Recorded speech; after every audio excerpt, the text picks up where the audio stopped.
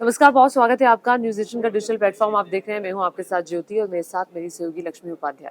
बिल्कुल, मैं आपके साथ लक्ष्मी उपाध्याय। बेहद महत्वपूर्ण मुद्दे पर आज बात होगी, क्योंकि देखिए मोदी 3.0 की शुरुआत हो चुकी है, कैबिनेट का भी बंटवारा हो चुका है, कैबिनेट का बैठक भी हुई, मंत्रालय का बंटवारा हो चुका, किसके पास क्या कुछ मंत्रालय रहेगा। लेकिन सबसे बड़ा पेच जो फंसा हुआ है वो है ज्योति स्पीकर पद को लेकर, क्योंकि दोनों ही जो घटक दल हैं, जेडीयू हो या टीडीपी हो, दोनों ही दल इस पर कहीं ना कहीं अपनी दावेदारी ठोकते हुए नजर आ रहे हैं। इसलिए क्या इस बार मुश्किल हो जाएगा? कौन कौन से वो नाम होंगे जो चर्चा में हैं, वो ज्योति बताएंगी। बिल्कुल, वो मैं बताऊंगी आपको। देखिए, सबसे बड़ी बात तो यहाँ पर ये है कि पिछली बार पूर्ण बहुमत की सरकार थी।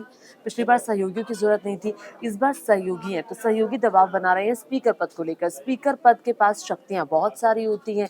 स्पीकर एक बहुत महत्वपूर्ण किरदार निभाता है किसी भी सरकार में। एक बार पूर्व प्रधानमंत्री जवाहरलाल नेहरू ने भी उसका जिक्र करते हुए कहा था कि स्पीकर का पद कितना महत्वपूर्ण है। देखिए, इस बार जो नाम है, पिछली बार ओम बिरला थे। ओम बिरला जो कि इस बार भी कोटा से सांसद बने हैं, उनका नाम भी है।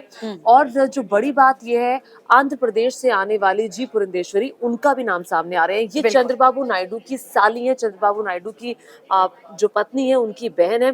कहा यह जा रहा है कि और वो टीडीपी में नहीं है, वो बीजेपी की सांसद है। और कहा यह जा रहा है कि अगर पुरंदेश्वरी जी को मौका दिया जाता है, उन्हें बनाया जाता है, तो चंद्रबाबू नायडू भी इसका विरोध नहीं करेंगे। परिवार का मामला। अब आप ये समझिए कि आखिर जी पुरंदेश्वरी का नाम सामने क्यों आया।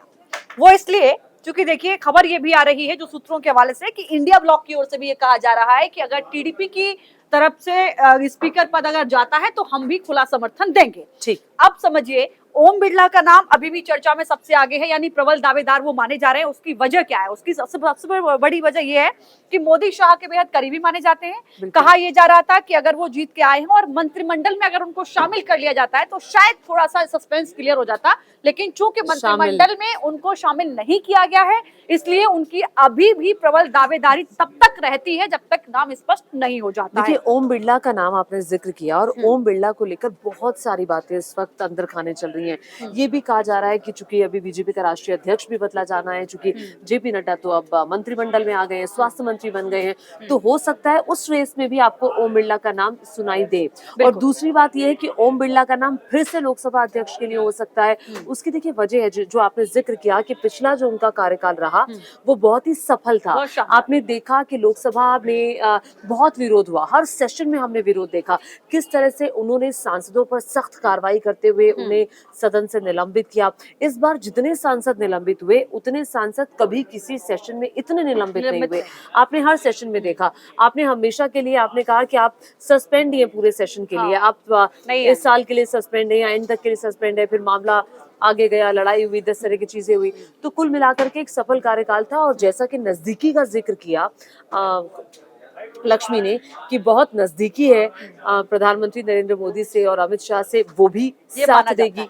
हाँ, ऐसा माना जाता है। कहते हैं कि वो बहुत करीबी हैं, लेकिन अभी कोटा से सांसद बने। कोटा से सांसद हैं, पिछली बार भी थे, वो लगातार कोटा से जीतते आ रहे हैं। और उनका जो स्वभाव है वो भी अपने आप में दर्शाता है कि वो चाहे विपक्ष हो या सत्ता पक्ष हो, जब वो स्पीकर रहे तो उन्होंने एक अपनी बड़ी और निष्पक्ष भूमिका निभाते हुए उनकी एक छवि बनी। अब सवाल ये है, दूसरा उनकी कार्यशैली को लेकर भी ये लगभग कहा जाता है कि जो उनकी कार्यशैली है उससे बीजेपी और जो दूसरी पार्टियां हैं वो सभी को भाई हैं। उनके काम करने का तरीका है या फिर क्लैरिटी है चीजों को लेकर, मुद्दों को लेकर जो क्लैरिटी है वो हमेशा से क्लियर रहे हैं। उन्होंने 1 2 3 4 5 नहीं किया है। और देखिए, ये मैं आपको बता दूं कि जो लोकसभा का पद, लोकसभा स्पीकर का पद होता है, वो छठा सबसे बड़ा पद होता है। और जब लोकसभा स्पीकर का चयन किया जाता है, अभी तो चूंकि नए नए सांसद आएंगे तो प्रोटेम स्पीकर जो है वो सबको शपथ दिलाएंगे। जब उनको चुना जाता है तो खुद जो प्रधानमंत्री हैं और जो विपक्ष के नेता हैं वो उनको चेयर तक छोड़ने के लिए जाते हैं। और उसके बाद जो पूरा प्रोसेस है वो शुरू होता है। अब सदन की कार्रवाई कैसे चलेगी, सदन को पूरा मैनेज करना, और किस तरह से वो व्यक्ति होता है जिसको जो संसद की कार्यवाही है उसकी जानकारी भी हो, जो उस टैली को समझता हो। सांसदों के हितों की रक्षा करना सबसे बड़ी जिम्मेदारी होती है।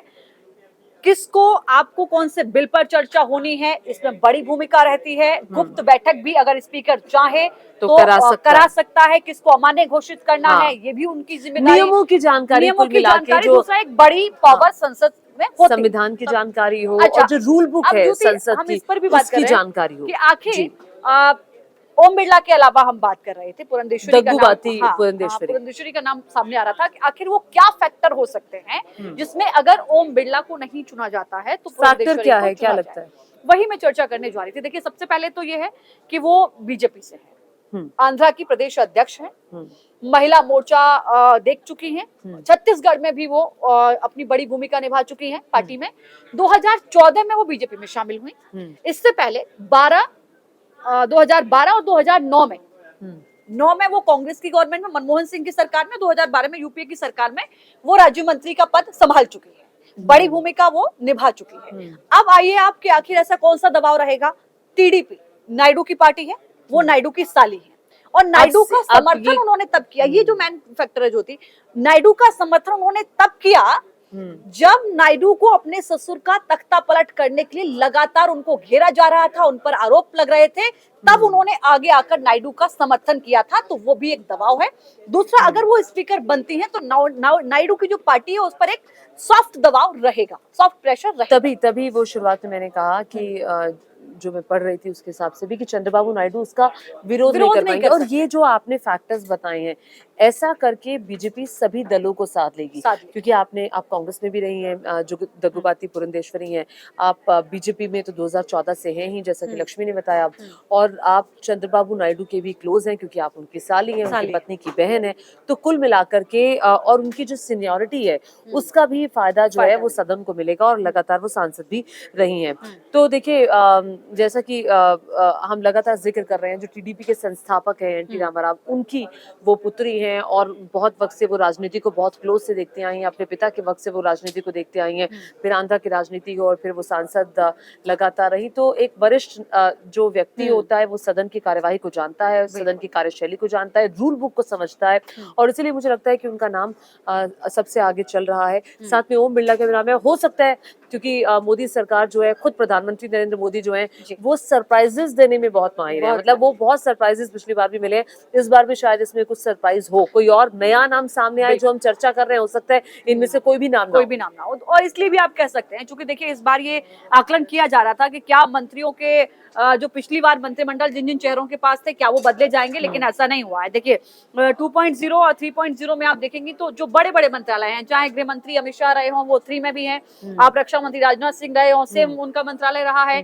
विदेश मंत्रालय भी एस जयशंकर के पास रहा है। 30 में से जो 23 केंद्रीय मंत्री हैं वो रिपीट हुए हैं। और मंत्रालय, जिनके मंत्रालय रिपीट हुए हैं, वो भी एक बड़ी भूमिका है, क्योंकि देखिए लगातार जिन विभागों में सीसीएस वाले तो सारे रिपीट हुए हैं, एक भी चेहरा नहीं बदला है। तो ये एक मैसेज भी है कि साथ सबका है, लेकिन सरकार झुकेगी नहीं। किसी भी बड़े मंत्रालय को लेकर जो आकलन, जो संभावना जताई जा रही थी कि टीडीपी वित्त मांग सकती है, रेल मंत्री मांग, ऐसा नहीं हुआ। सारे सब कुछ मंत्रालय अच्छा, ये बहुत चर्चा चल रही थी राजनीतिक गलियारों में कि बहुत अच्छे से, अब चूंकि मोदी सरकार दबाव में है और आपके पास 32 सीटें, 32 सांसद कम है, जो बहुमत का आंकड़ा 272 का है, तो यही चर्चा चल रही थी कि हो सकता है कि भाई अब तो आप थोड़े दबाव में आएंगे, लेकिन सम्मान सबका है, झुकाव नहीं है। 240 सीटें बीजेपी की आई, 32 कम, 272 का जादुई आंकड़ा।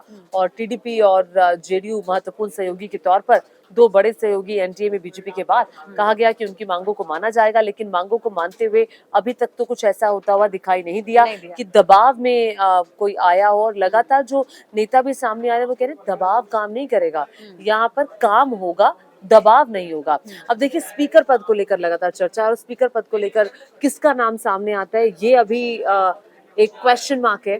और स्पीकर का पद कितना महत्वपूर्ण होता है उसका अंदाजा आप इस बात से लगा सकते हैं कि स्पीकर की मर्जी के बिना सदन में कुछ भी नहीं होता। कोई भी मोशन आना हो, कोई रेजोल्यूशन हो, या कोई सवाल किसी को पूछना हो, और कोई मोशन पास करना हो, नहीं करना हो, विपक्ष की बात को सुनना हो, नहीं सुनना हो, थोड़ी देर बाद सुनना हो, तो सारे फैसले स्पीकर करते हैं। कौन कब कैसे बोलेगा और कितने बजे बोलेगा, कितना टाइम दिया जाएगा, तो पूरा रूल बुक के हिसाब से होता है और वो स्पीकर की तरफ से तय किया जाता है। बिल्कुल।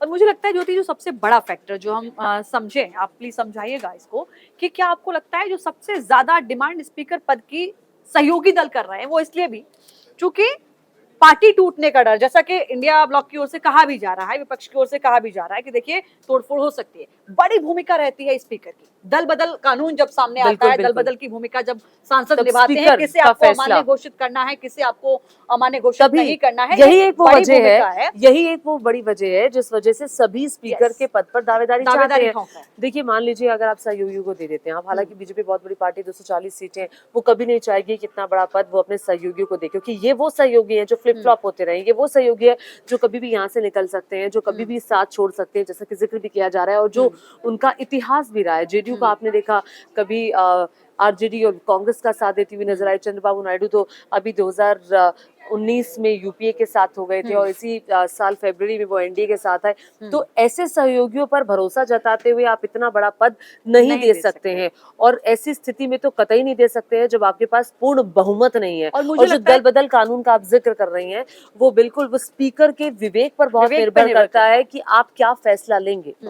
आपने विवेक की बात की, तो मुझे ज्योति याद आ गया। आपको याद होगा जब अटल बिहारी वाजपेयी की सरकार एक साल मतलब 13 महीने की जब गिरी थी, तो उसमें स्पीकर की एक बड़ी भूमिका रही थी, और उस वक्त भी स्पीकर का जो पद था वो टीडीपी के पास था। और आपको याद होगा जो उड़ीसा के मुख्यमंत्री बन गए थे, वो सांसद भी रहे थे, और उनको अपनी सांसदी का वोट करने के लिए स्पीकर ने खुद पे छोड़ दिया, विवेक के अधिकार पर छोड़ दिया था कि आप अपने विवेक से कर सकते हैं। देखिए इतना बड़ा और एग्जाम्पल वही है। एक वोट था, हाँ, वही एक वोट था जो विपक्ष के साथ गया, यानी कांग्रेस के साथ गया, और कांग्रेस को 270 और सरकार जो थी जिस पार्टी की यानी कि एनडीए को 269 वोट पड़े थे, लिहाजा की सरकार एक वोट से गिर गई थी। तो स्पीकर की भूमिका क्या रहती है, ये एनडीए को बेहतर पता है, टीडीपी का को भी जला बेहतर तो पता फिर छाछ भी छाछ फूक फूक कर पीता है।